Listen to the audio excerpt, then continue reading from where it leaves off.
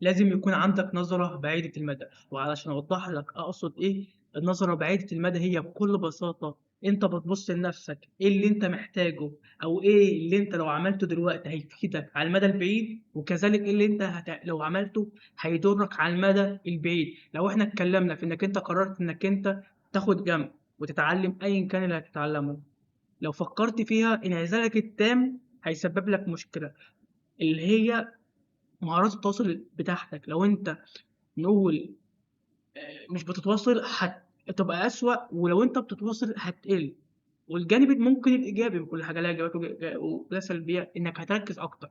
ولكن في نقطة زي كده وقت ما أنت تبص على المدى الطويل هتبدأ تعمل توازن، بحيث اللي هو أنا بالنسبة ليا تمام، أنا يعتبر هارد سكيل اللي هو المجال الخاص بيا، ولكن بالنسبة للسوفت سكيل بتاعتي على قد ما أنا جميل وهكون الجامد جدا في البرمجة، الجامد جدا في الماركتنج، لو أنا مهارات التواصل الخاصة بيا مش كويسة ومش هعرف أوصل للشخص قد كيف أنا جامد، وبالمعنى أتواصل معاه إن أنا مش هقول له من ناحيتي، بل من خلاله هو إن أنا أفهمه هو مش من وجهة نظري أنا نتيجة مهارات التواصل بتاعتي، هو مش هيشوفني عامل زي إنك أنت قطعة الفحم اللي حطيت نفسك تحت الضغط في عزلة، ولكن في نفس الوقت على الرغم من إنك أنت اتحولت لماسة مش عارف تبيع نفسك، فدي بحد ذاتها مشكلة.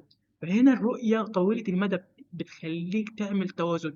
أنا بالنسبة ليا معظم الوقت على الجهاز، لو أنا بصيت على الرؤية طويلة المدى، لو أنا ضهري هيبقى يحصل له مشاكل من كتر القعدة، فبالتالي بقيت بعمل تمارين لضهري، بقيت مركز على الكور، هو الحتة اللي في النص دي اللي عضلاتها بتضعف من كتر القعدة، فبالتالي أنا واجهت على فكرة مشكلة الضهر، مشكلة الضهر حلتها وبقى الوضع بالنسبة لي عادي. ليه؟ لأن أنا بصيت على المدى، على الوضع طويل المدى. أنا شفت حرفيا ناس بالنسبة اللي بتقعد على الكمبيوتر كتير عندهم بيجيلهم ديسك، ولكن وقت ما أنا لأ وقفت وقفة في مشكلة على المدى الطويل، لو فضلت سايب نفسي لنفسي كده مش بقى بعد شهر بعد كذا، لان الموضوع عامل زي ايه، عامل زي معلقه العسل. فكره الواحد بيقول لك ايه، على المدى الطويل لو انت خدت معلقه عسل كل يوم الصبح هتبقى مثلا بتصحى، لو شربت نص كيلو عسل مره واحده انت ممكن تموت نفسك.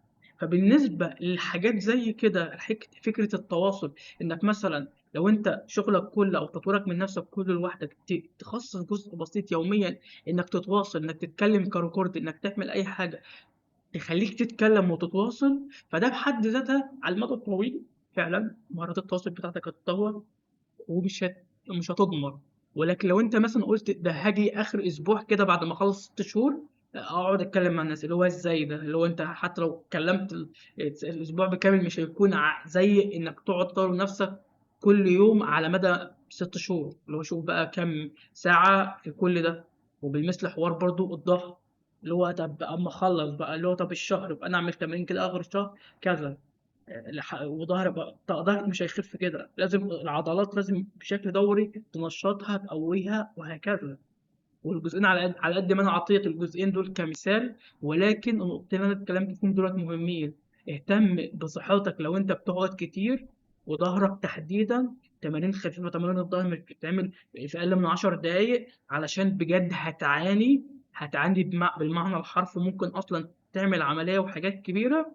والنقطة التانية التواصل، علشان مهما كان خبرتك وجودة شغلك لو معرفتش ازاي توصله، فانت عامل زي الطفل اللي كان في افريقيا اللي كان مع المسة في ايده كده وحد خدها منه بشوكولاتة، تمام، شوف صندوق القيمة. فبالتالي انت هتحط نفسك في نفس الوضع، انك انت معاك الماسة، ممكن وضعك هيكون احسن انك عارف قيمتها، ولكن نتيجة انك مش عارف توصل ممكن واحد يضحك عليك ويقلل من قيمتك وهكذا، لانك حتى مش هتعرف قيمة نفسك برضو بشكل كبير الا لما تعرف تتواصل، لانك وقت ما تعرف تتواصل هتعرف تقيم برضو مهاراتك على اساس تواصلك مع ناس تانية في مستوى، وهتعرف انك احسن من ده واحسن من ده واحسن من ده.